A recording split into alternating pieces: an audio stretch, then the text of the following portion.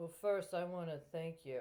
I want to acknowledge, if in fact it is the case, that you've decided to assist me in my evidence gathering, especially in consideration of the level of the charges that are in the process of being filed, even if it is in an unconventional proceeding and a unconventional process due to the profundity of the crimes at hand.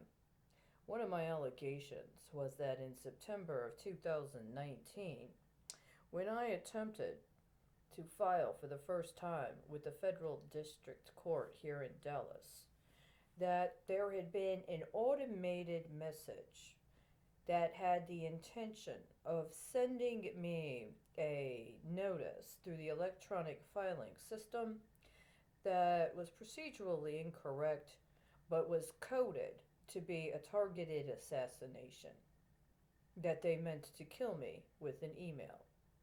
I know how such things can occur. I've studied the techniques. I believe I even have access to some of the patents associated with the technology and the companies of concern. But it was also a clue to a kickback. That email did not kill me.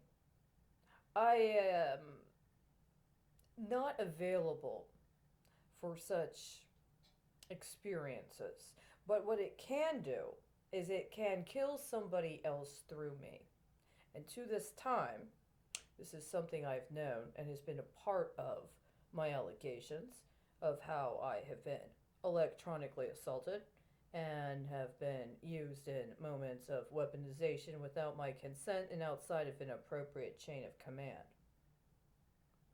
That day, my mother died. Just so you know.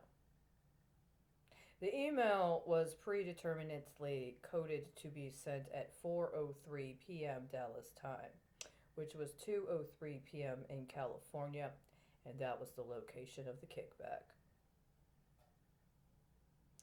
Now, I understand that 10 days after my birth certificate was issued, there was an obituary for a man that was noted for his service with the Southern District of New York, U.S. District Court System. He wrote a foreword in a book that I ended up getting one day. It was just in a discard pile on the street. The name of the book is called The Mother Court. I have it right here on my left hand, along with two copies of the same book from the Special Inspector General. I know how this works. You take something like an audit report, especially if it's high level. You code it to have certain benchmarks. And then you ping something.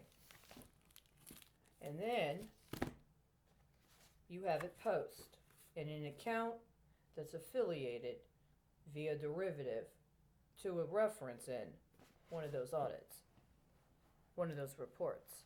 I've been doing it for years. I know how to do it. It's actually not that hard. The problem is, I believe, it should be considered a crime, a capital offense. Intentionally manipulating people's reality and kidnapping people and torturing people so that you can run false scenarios to set up fake futures for later execution as options in somebody else's investment portfolio, including somebody whose investment portfolio includes contracts for R&D connected to the Department of Defense or appropriations associated with the Department of Defense. It's a very, very serious, serious crime. Are you concerned about how it would be coded in the indictment? What case law would be cited to back up the allegation? Are these things that are, I don't know, hobbies of yours? Tracking them, following them, putting them in the right cell, the right row? Do you expect to get paid on the plasma of the people to keep doing this?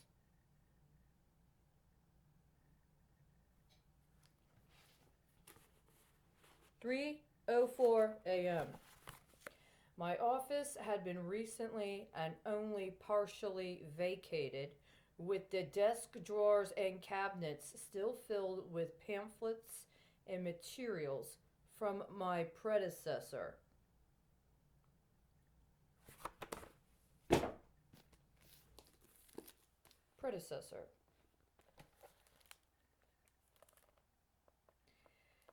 Kahaner initially met in Erdman's office with Sanford Moore, principal of Gibraltar, and one of the 3 indicted co-defendants. We're right on target. Moore also would become a witness for the prosecution. Moore paid Kahaner $5,000 on account. Ka-ching. Thereafter, Kahaner told Erdman that pressures were being applied because of Moore's unsavory background and that Keogh would have to be involved. Keogh? Really? Again, right on target. Like Harry? Harry Keogh?